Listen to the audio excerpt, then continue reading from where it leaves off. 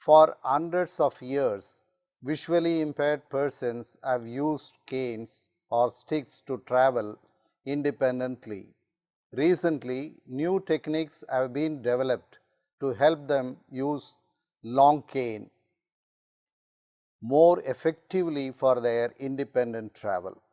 It increases mobility and speed up normal life.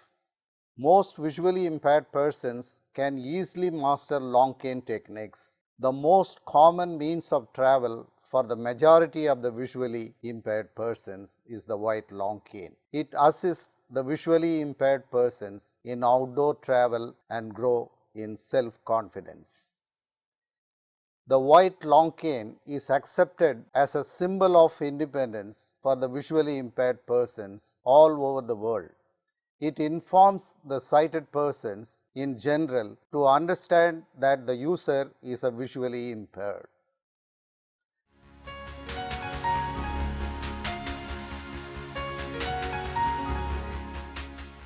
The inventor of the white long cane and its techniques was Dr. Richard E. Hoover of United States of America. He was an ophthalmologist and in charge of Valley Forge General Hospital, Pennsylvania, USA, designed a longer and lightweight canes and set of techniques for using the independent travel of the visually impaired persons. These set of long cane techniques used for visually impaired for their independent travel all over the world.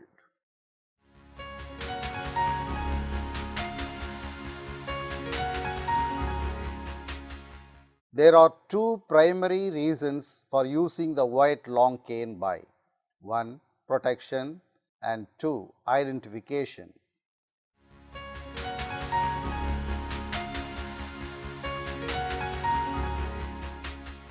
Essentially, the use of long cane in a systematic manner serves as an extended sense of touch. It is used to precede the visually impaired and to explore areas in front of him along his line of movement, thereby providing considerable protection from level changes and objects located below the waist level.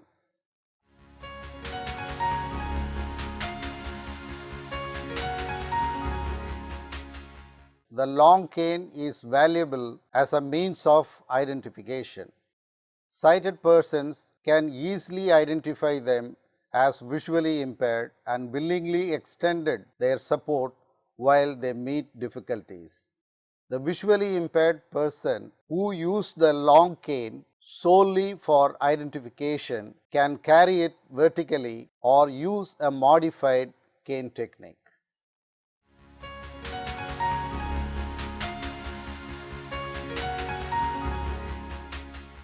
Basically, there are three types of canes: white long cane, rigid one piece of aluminum cane, folding cane, electronic cane.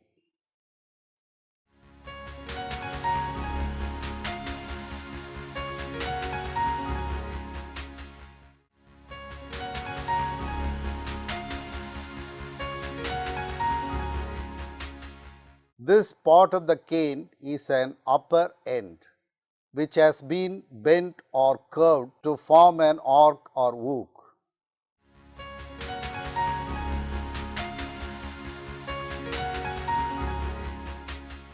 This portion of the cane, which has been adapted for grasping by covering with leather, plastic, rubber or other suitable material.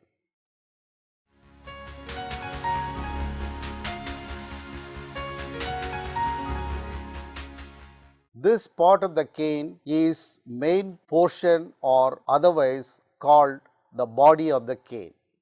It is extended from the base of the crook to the tip of the cane.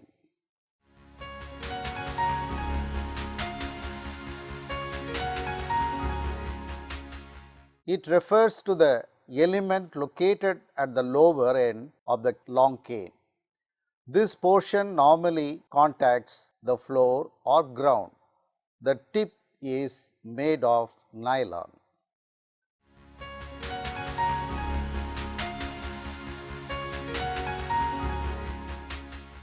The length of the cane is determined by the height of a user.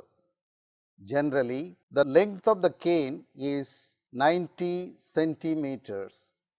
The cane should reach the breastbone when held vertically by the visually impaired person. The cane should touch the ground about 1 meter in front when a user holds it. The most popular cane is made of aluminum tubing of about 12 millimeter outer diameter.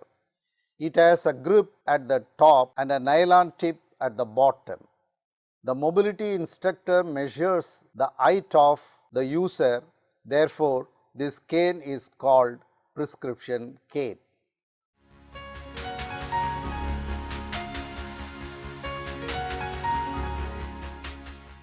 Good conductibility, durability, lightweight, strength and resilience, elegant appearance, low cost, easy availability, meeting the specific length and requirements.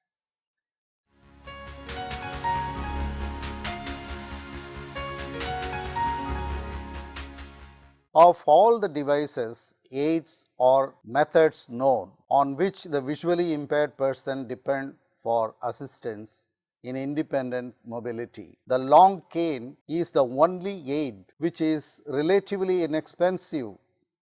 It has further advantage of being the most suitable device for the greatest percent of the visually impaired persons in the world. While constructing a long cane, one should consider the following points.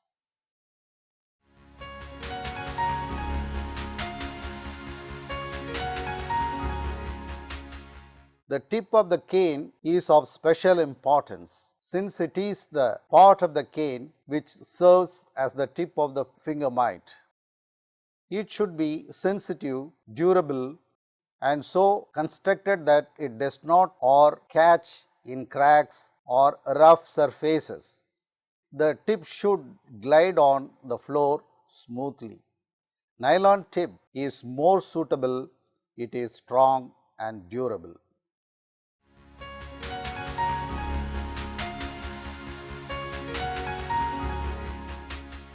Since the cane serves as an extension of the hand to the ground in front of the user, it is very important that the sound and the vibration from the ground be transmitted to the hand of the user.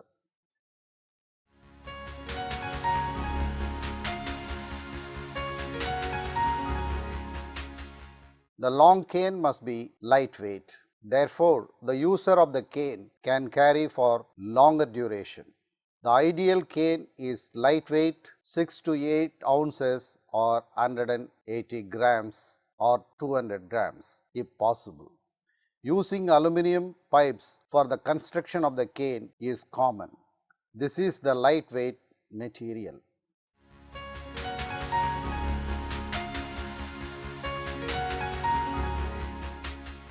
Durability means that the cane should be capable of standing for odd use. It should be strong enough to support the weight of the user if needed.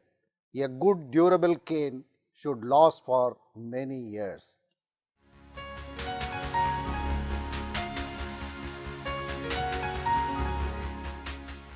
The handle should be comfortable and easy to hold without causing fatigue.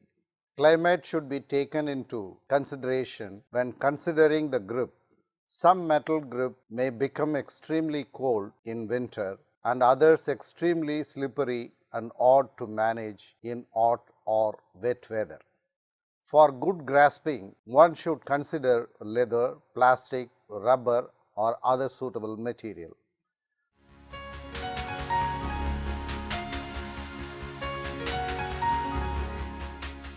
White color is internationally accepted color. It is visible clearly in day as well as at night. Aluminum metal is white in color. White reflecting tape can cover for shining at night times. The long cane is actually a clear path indicator. It is not an electronic device. It is used in a rhythmic tapping and able to clear the space before each step. The long cane also gives valuable information about the walking surface and the foot. It also warns about curbs, stairs and changes in the surface.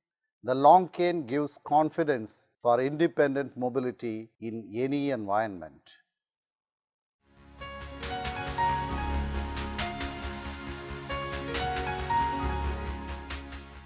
The white long cane is more useful for independent mobility of the visually impaired persons. Long cane is the most common means of travel aid for the majority of the visually impaired persons. They easily master this aid. The long cane assists them in an outdoor travel and in indoor environments too. The importance factor is that the visually impaired learn through the white cane techniques to grow in self-confidence.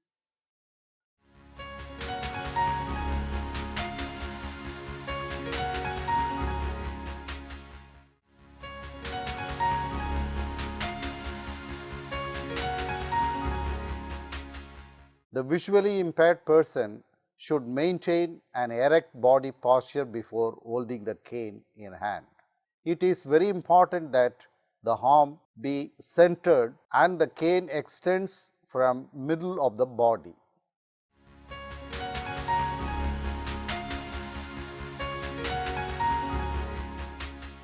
The user of the cane should hold it firmly in either hand. The thumb should be over the top of the cane. The index finger is placed along the side of the shaft on the cane. The middle finger is curled behind to support the cane. The other two fingers should be kept relaxed. The position of the hand is similar to that of one reaches to shake the hand of a friend in greeting.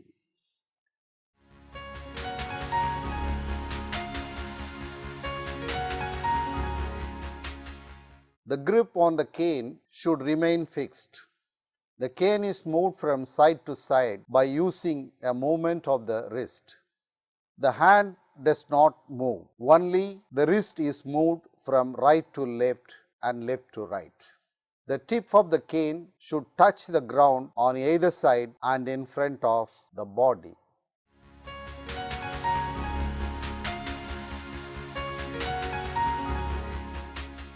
The arc is the curved path which the tip of the cane follows as the cane swings from side to side. The width of the arc should be no wider than the widest part of the person's body. The height of the arc should be no more than 1 or 2 inches from the ground surface.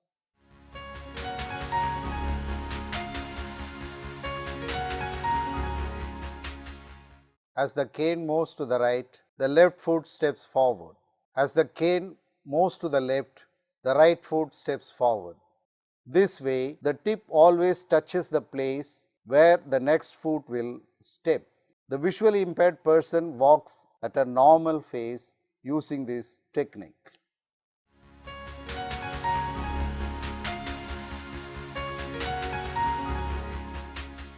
The cane tip is lifted just clear of the ground as it traverses between 2 points of the contact. The cane should be moved back and forth at a steady speed as the visually impaired person walks.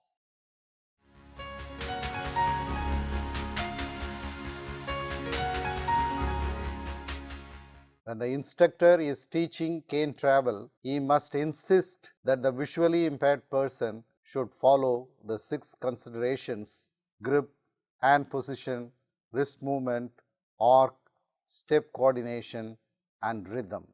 Only with continuous practice, the visually impaired person will be able to use the long cane with comfort and ease. It is the instructor's responsibility to teach and encourage the client to use the correct techniques during training.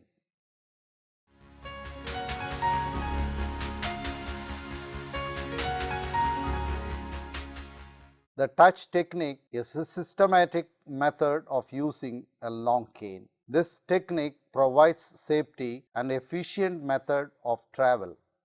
This technique provides protection from object lying in the path of the traveler. It conveys tactual qualities of the surface in contacting with the tip by conducting vibration. This touch technique is appropriate for all outdoor situations as well in unfamiliar indoor areas.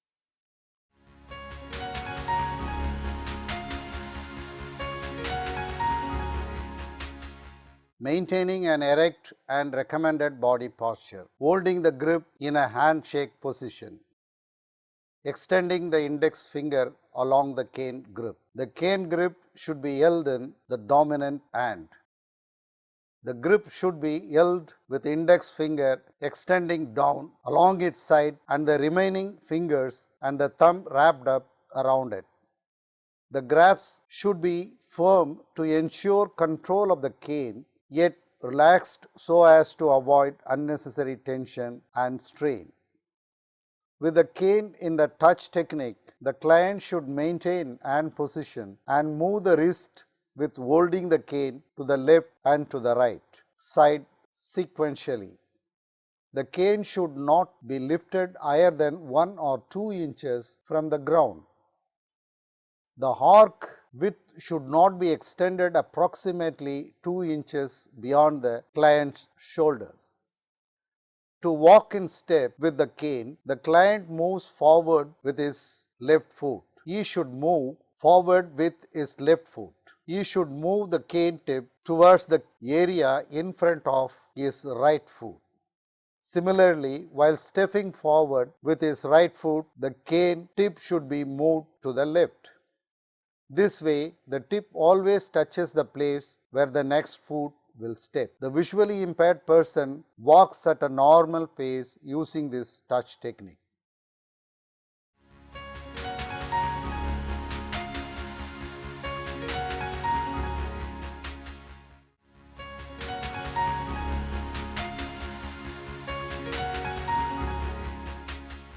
As a teacher, you may have to spend many days teaching the touch technique to your client. You may have to take a long time to learn and use the technique correctly. The teacher should have to wait until the client learned the technique correctly.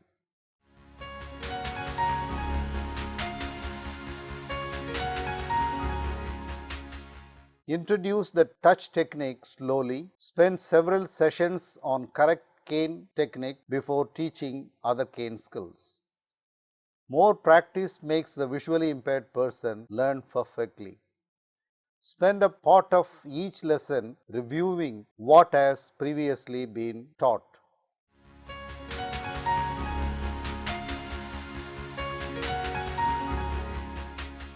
When the visually impaired person is using his cane technique correctly, give him encouragement, tell him that he is doing well and that the teacher is pleased with his progress. This will help him feel better and become more confident.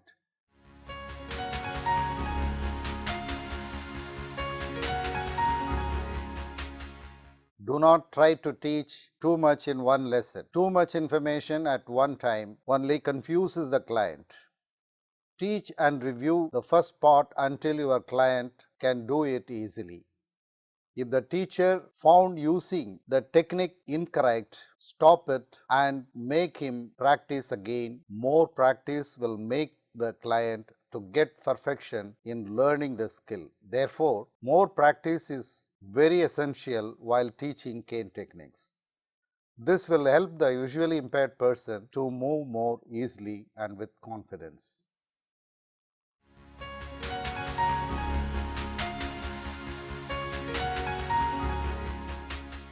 The teacher should demonstrate the ability to use the touch and drag cane technique. It is important that the teacher should discuss with the client the difference between touch cane technique and touch and drag technique. touch and drag technique is maintain a parallel line of direction to the guideline. Touch and drag technique is to enable the client to maintain a desired line of travel along curbs, elevated walkways, and platforms. This technique provides a constant actual reminder of the location of the edge between two surfaces and elicits more tactual information about the walking surface than the basic touch technique. The visually impaired person usually has some difficulties in using this technique. To avoid confusion, the client should remember the phrase arc out, drag in. This technique helps the client to maintain a parallel line of direction to the guideline. The tip of the cane is moved to its most lateral position. It remains in contact with the ground and is brought back towards the center body. Thus, the tip describes a line that is roughly perpendicular to the travel line. In describing this perpendicular line that the tip will identify and indicate the direction of the ridge line or sidewalk edge. In moving the tip from the lateral edge to the center line of the body, it may be done from left to right or right from left, depending upon the side on which the ridge line located.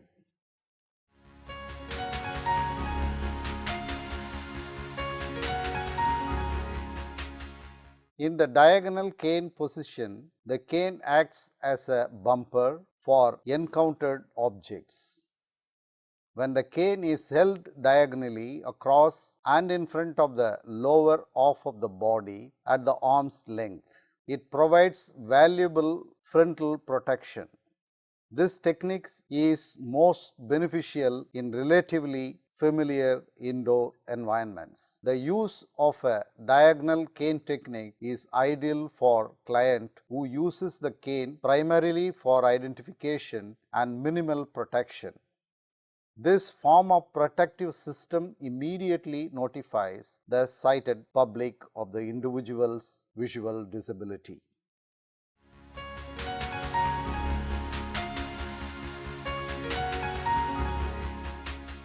The use of the diagonal cane technique will not protect a client from any object above waist level. Thus, in situations where added protection is necessary, clients are recommended to implement a combined upper arm protective technique and diagonal cane position. This technique will not detect level changes or low obstacles on that side of the body.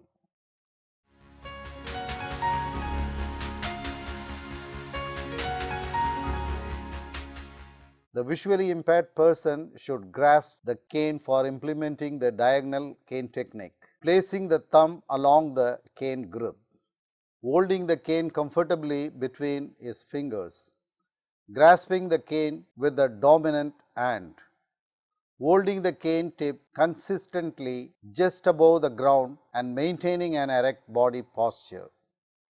The client should hold the cane across the body and form a diagonal line from his hip to just opposite foot.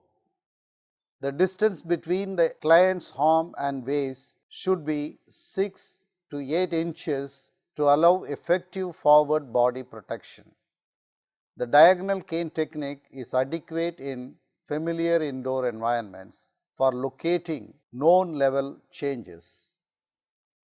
If the client experiences initial problems when implementing this technique independently, he could practice with a teacher in order to give full attention to identifying level changes with his cane.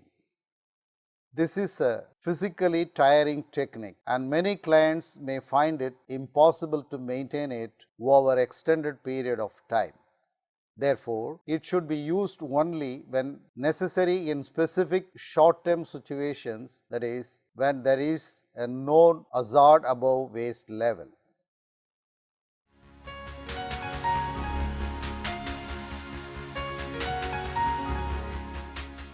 The purpose of this cane technique is to enable the visually impaired person to go up to the stairs or to go down to the stairs safely, efficiently, and independently.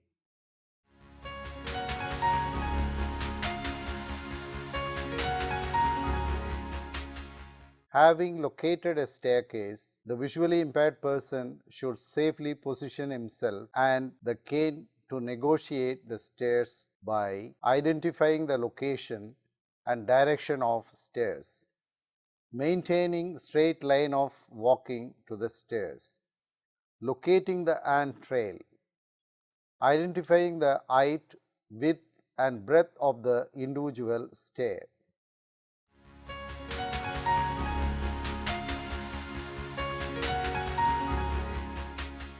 The client should move cautiously and contact the first step with the cane. Keep the cane tip at the edge of the first step and walk up to it. Use the cane to explore the area and ensure safety. The client may hold the handrail while walking the stairs. The tip of the cane should be raised to about 1 inch below the edge of the second step and laterally in line opposite shoulder. If the client starts moving up on stairs, the tip of the cane will lightly touch the edge of each succeeding steps. Failure of the cane tip to touch a step is an indication of landing and one more step is necessary. As the last step is identified and the cane tip will sweep the floor and start using the touch cane technique. The client may use a pencil grip to ascend stair. The cane is held vertically in front of the body's midline and 1 or 2 steps ahead.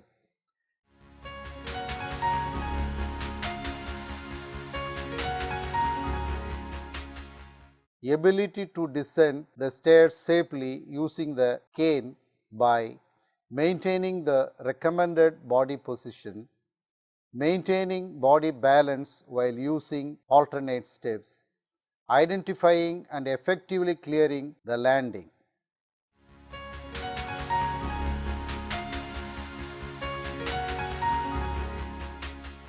The client should square off at top of the stairs with a cane held against the top step and the tip positioned at the rear base of the second step, placing the arm and cane in the diagonal position. When the methods of descending is used, the tip will miss each step and contact the landing a minimum 1 step ahead of the feet. As this contact is made, the tip will slide along the landing while descending the last stair. Sliding of the tip along the landing should be converted into a sweeping position for clearance before the touch technique is resumed.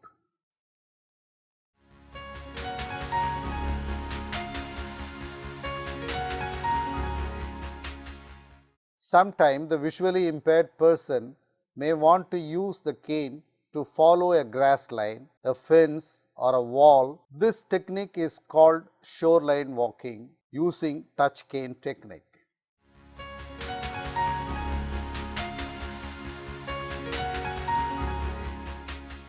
The visually impaired person swings the cane and lightly hits the fence or wall, but he must also swing the cane back to the other side. The client should remember to keep the correct foot rhythm. Shoreline can be used to follow the side of the road and to keep from walking into the middle of the road.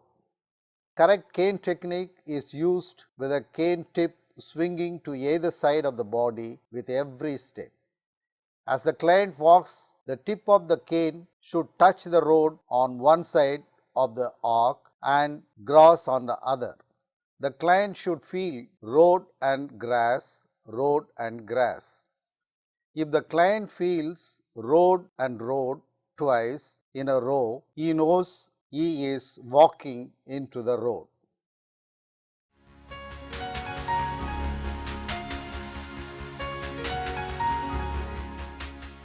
Dear students, You have been listening to the long cane travel techniques.